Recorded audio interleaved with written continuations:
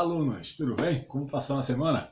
Legal? Hoje vamos dar início, como já tinha dito, à aula 3 de pré-história no Brasil. E aí, vocês se ligaram nas aulas passadas?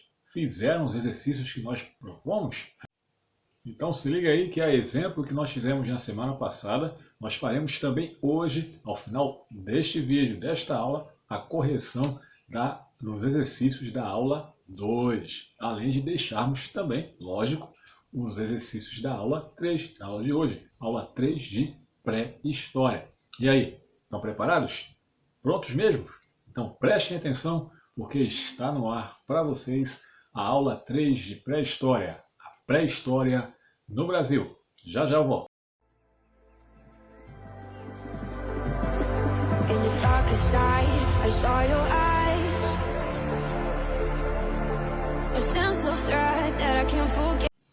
Então, iniciando essa terceira aula, a aula 3 de pré-história no Brasil, nós precisamos destacar alguns aspectos interessantes, que aí com certeza vão ser isolados e vão cair, tá, nas questões do Enem esse ano.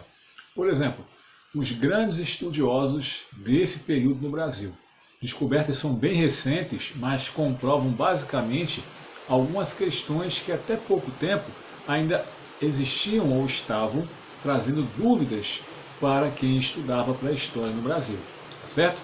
Então nós vamos nos ligar hoje, basicamente, em cima de dois grandes estudiosos do tema aqui no Brasil. Estamos falando da arqueóloga e paleontóloga Niede Guidon e também de Walter Neves. São grandes estudiosos no Brasil do tema, certo? Ok? E também passaremos diretamente, tá, pelos seus estudos em seus determinados sítios arqueológicos, onde eles, de fato, né, empreendem e comandam processos de pesquisas bem avançados e muito importantes para nos ajudar a decifrar o tema pré-história no Brasil. Então a gente vai começar basicamente lembrando dos achados, tá, das descobertas recentes, tá, direcionadas ao Walter Neves. Tá? Ele, por exemplo, descobre lá em 1999, lá em Lagoa Santa, Minas Gerais, o que ficou conhecido mundialmente como sendo o crânio do ser humano mais antigo das Américas. Tá? Esse crânio era de uma mulher, mais ou menos com 1,20 m de altura, e com algumas feições muito particulares, muito características, tá certo? E ela ficou sendo chamada, conhecida por Luzia. Tá? E segundo o contador, o medidor temporal, né, de existência desse crânio, que são justamente os chamados testes de carbono 14, nós temos aí basicamente um crânio, segundo Walter Neves, de 11.500 anos. Tá? Então, o povo de Luzia, podemos chamar assim, viveu no Brasil desse período. Ok? Beleza? Passando para os aspectos relacionados ao que Niede Guidon, né, descobre, ela aprofunda alguns estudos em cima de vestígios encontrados. E aí, particularmente, a sua área, tá, em que abrange os vários sítios arqueológicos que ela estuda, que ela pesquisa, está mais ligado ao Nordeste brasileiro, especificamente à região do Piauí, tá? Mais precisamente no lugar chamado de Pedra Furada. Tá? De São Raimundo Nonato, no interior do Piauí, onde se cria o primeiro Parque Nacional do Homem Pré-Histórico. É isso aí. E ela comanda algumas pesquisas importantes. Entre essas pesquisas, o estudo avançado de alguns vestígios, como amostras de fogueiras, restos de fogueiras, né? São carvões da época, pequenos objetos que, ao serem justamente expostos ao teste de carbono 14, comprovam realidades bem distintas da que o Walter Neves descobriu. Enquanto ele descobre que o ser humano, né, o ser vivo, o ser humano mais antigo das Américas, viveu no Brasil há 11.500 anos, os vestígios estudados por Nied Guidon determinam que há mais de 50 mil anos atrás já existia vida ou vestígios humanos aqui na América. Quem está certo ou não está, o fato é que essa tese de Nied Guidon foi durante muito tempo questionado, tá, pela comunidade científica mundial. E aqui no Brasil, ironicamente, pelo próprio Walter Neve, que discordava plenamente daquilo que Nied Guidon, no caso, trazia como provas dessa existência do homem pré-histórico no Brasil há aproximadamente 50 mil anos atrás. Mas aí, algumas questões são levadas em consideração, ou seja, como todos os vestígios, eles devem passar por determinados testes, e bem minuciosos, tá? Uma das maiores autoridades em termos de paleontologia e pré-história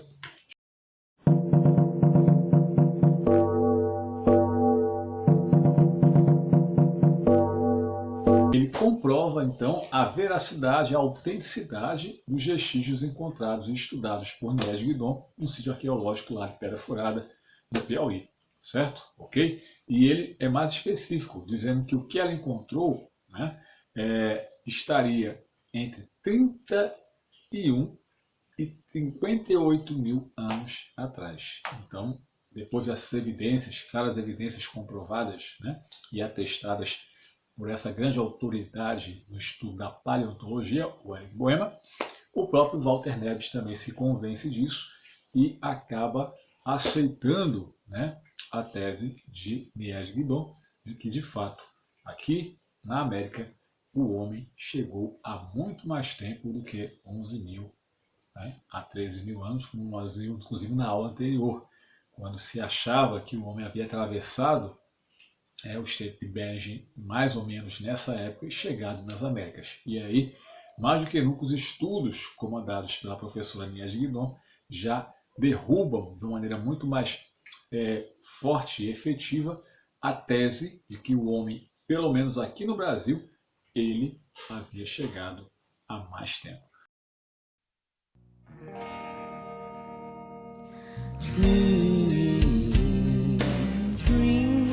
Outro aspecto importante trazido à atenção no estudo de Walter Neves, tá, remonta que características, tá, os primeiros povos a chegarem no Brasil tinham. Então, pela formação craniana, tá, de Luzia, do crânio mais antigo encontrado na região de Lagoa Santa, em Minas Gerais, ele chega à conclusão de que as características físicas de Luzia lembram muito povos africanos e australianos, né? Os australianos, mais basicamente os aborígenes. Então ele determina o seguinte, que os primeiros povos a chegarem aqui no Brasil, tá, teriam vindo da África ou da Oceania. Lembro que na aula passada nós falamos sobre uma quarta vertente que estava sendo levada em consideração, que era justamente a chegada do homem na América, vindo diretamente, né, da África. Basicamente o que o Walter Neves determina mostra justamente isso aí pra gente, beleza? Ok? Mas queremos observar passo a passo que cada um desses vestígios quer trazer pra gente. Observa aí. Para Walter Neves, a morfologia craniana do povo de Luzia era semelhante à de alguns povos nativos da África e Austrália. Com base nessa descoberta, ele e seu colega Mark Hubel passaram a defender a ideia de que a América foi povoada por populações fisicamente distintas. Uma população com características semelhantes às dos africanos e australianos teriam sido os primeiros a habitarem o Brasil.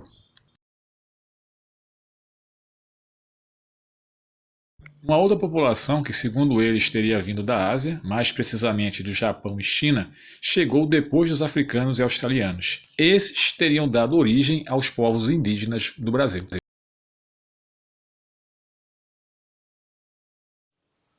Vamos passar a analisar agora, basicamente, todas as povoações pré-históricas no Brasil e as evidências que mostram onde viveram, como viveram e as características de cada um deles. Falaremos sobre os paleolíndios, falaremos sobre o homem, tá?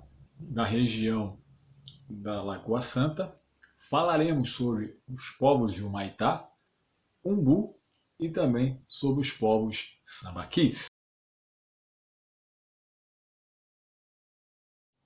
Eram chamados de paleoíndios todos aqueles que habitavam o Brasil no período pré-histórico e de alguma forma se adaptaram, tá, à fauna e à flora que aqui existiam. Quais eram as principais características dos paleoíndios?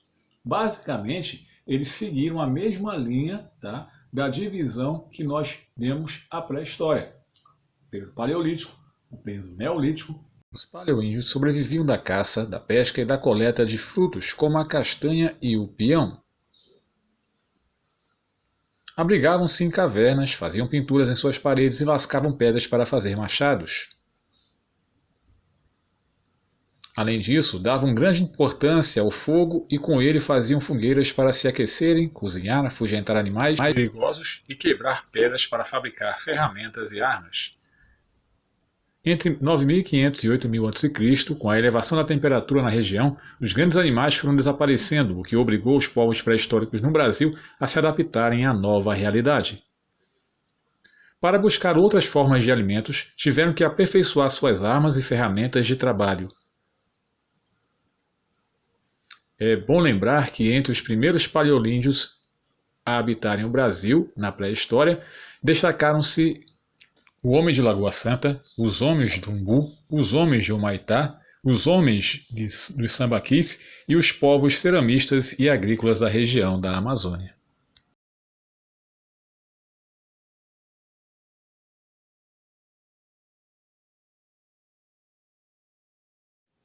O primeiro povo que nós passamos a analisar em relação a essa questão, ele é vinculado ao chamado homem, tá, de Lagoa Santa, ok? E eles tinham características bem específicas, tanto no plano social, econômico e cultural. Vejam aí. Lagoa Santa está localizada em Minas Gerais. O povo de Lagoa Santa, também conhecido como o povo de Luzia, tinha características marcantes. O povo de Lagoa Santa enterrava seus mortos em pequenas covas e as cobria de pedra para protegê-las dos animais. Na parte iluminada de seus abrigos, geralmente cavernas, trabalhava fazendo artefatos como machados de pedra lascada, conchas de caramujo perfurados, anzóis de osso, entre outros artefatos importantes para a prática de pesca e caça. Aos poucos, adquiriu a técnica do polimento e aperfeiçoou seus instrumentos de trabalho. Analisando os dentes do povo de Lagoa Santa, descobriu-se que ele tinha uma dieta mais baseada na ingestão de vegetais do que de carne. A exemplo de Luzia, a estatura média das pessoas era de 1,20 m de altura e viviam em média 30 anos de idade.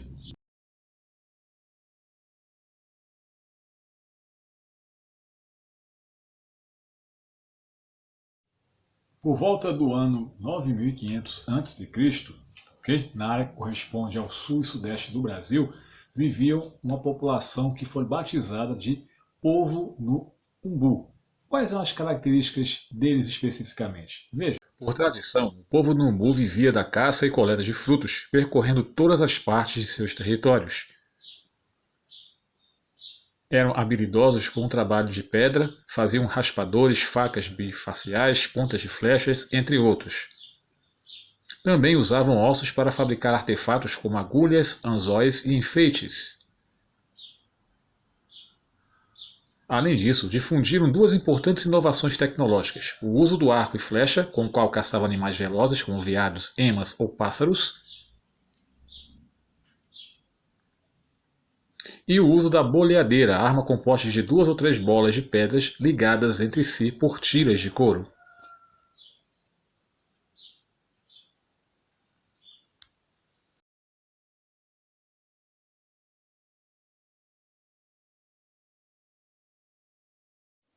Nas mesmas regiões, só que mais interiormente falando, estavam povos com características bem parecidas, que se distinguiam por alguns fatores bem intrínsecos, mas que por si só era suficiente para fazer a separação de um ao outro. Era justamente o povo de Humaitá. Quais eram suas características? Vejam. O povo de Humaitá também se valiam da caça e coleta do peão, abundantemente na região, para se alimentar, além da pesca. Eles conheciam o uso do arco e flecha, mas faziam artefatos de pedra mais robustos usados como machados e cunhas para trabalhar a madeira. Fabricavam também bifaces mais eficientes para a caça, alguns longos, retos e quase quadrados, outros curvos em forma de bumerangue.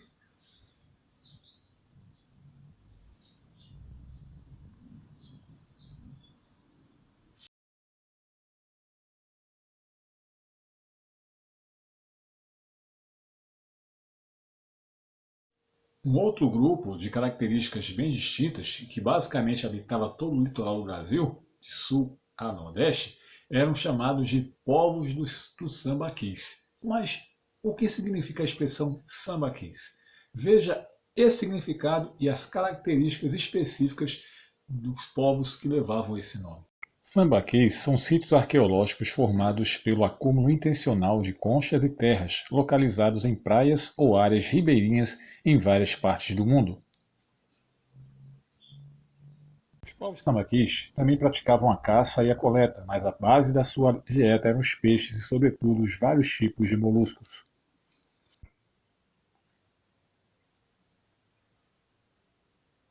Eles comiam os moluscos e com as conchas faziam essas colinas artificiais que chamamos sambaquis, palavra originária do tupi, tambá-sambá, que significa concha, e que significa amontoado. Nos sambaquis, as pessoas construíam cabanas, guardavam armas e utensílios domésticos, faziam rituais funerários e sepultavam seus mortos. Eram de baixa estatura, cabeça volumosa e produziam artefatos de pedra lascada e polida, incluindo esculturas como forma de animais, peixes, pássaros, antas, entre outros. Eles eram chamados de zoolíticos. Há cerca de 2000 anos desapareceram por falta de marisco e também por serem subjugados por povos tupis.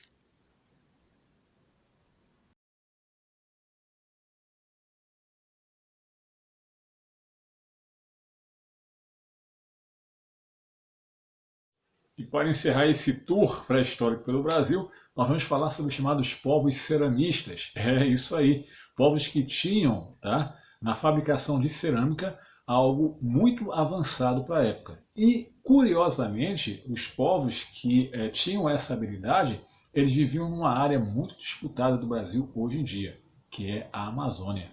São chamados povos amazônicos da cerâmica.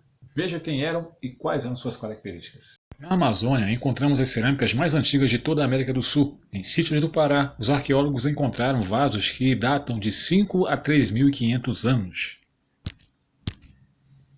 As cerâmicas amazônicas parecem ter sido feitas por artesãos especializados, o que indica a existência de uma sociedade complexa, com trabalhadores habilidosos e aldeias populosas governadas a partir de um centro de poder.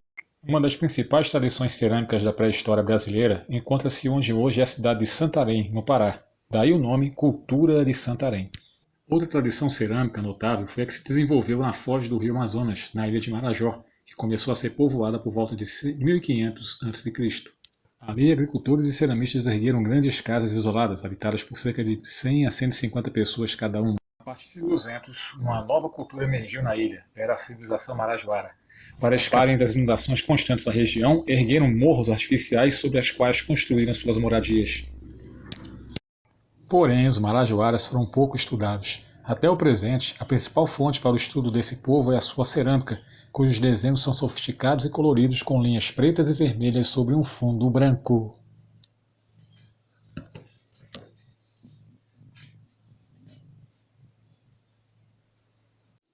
Além disso, os povos, ceramistas da Amazônia e outras partes próximas ali do Brasil, eles foram os primeiros a desenvolverem algo que os povos que nós consideramos anteriormente, os Maitá, Dumbu e até mesmo os povos lá dos Sambaquis, ainda não experimentaram, ainda não haviam de fato descoberto, que era justamente a agricultura.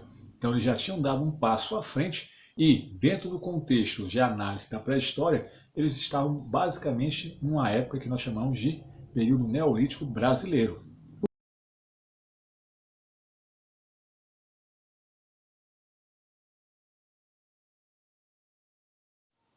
E finalmente chegamos à consideração do período da megafauna brasileira, a análise dos muitos animais pré-históricos que viveram aqui no Brasil. Vocês têm ideia de alguns deles? Vamos analisar um por um e vocês vão se surpreender em saber que eles viveram aqui no Brasil há mais de 10 mil anos atrás.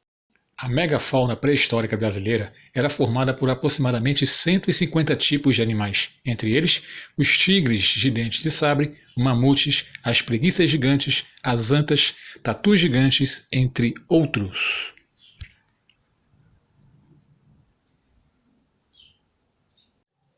E essa foi a nossa terceira e última aula de pré-história, a pré-história do Brasil. Gostaram? Pois é, pessoal, pois no final desse vídeo o exercício vai estar lá para vocês poderem fazer também. E é exemplo que vamos fazer já já, na próxima semana também faremos a correção, ok?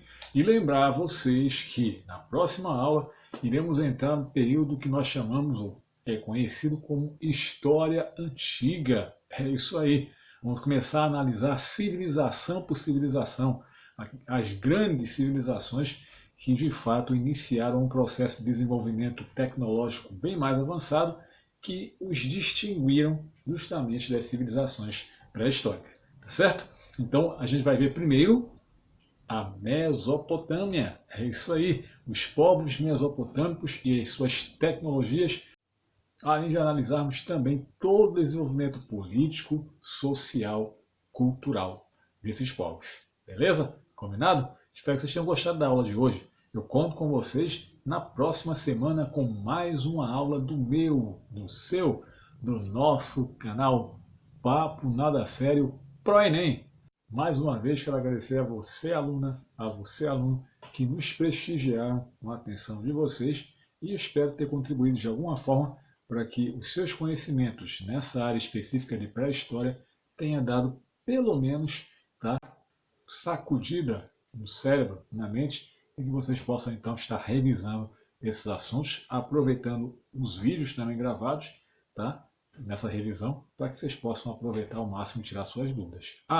Por falar em dúvidas, não esqueçam de deixá-las em seus comentários, caso vocês tenham, porque aí, durante a semana, eu vou estar analisando e trazendo para vocês uma explicação e tirando aquelas dúvidas que ficaram de fato aí impregnadas na tua mente e que a gente não quer que vocês tenham essas dúvidas, que vocês tirem essas dúvidas ao longo de nossas aulas, para que aí na nossa revisão final, lá já perto do Enem, vocês possam estarem craques, tá?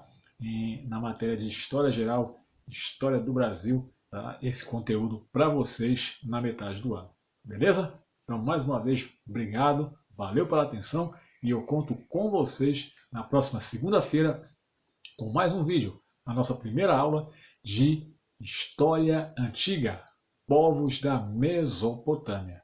Tchau!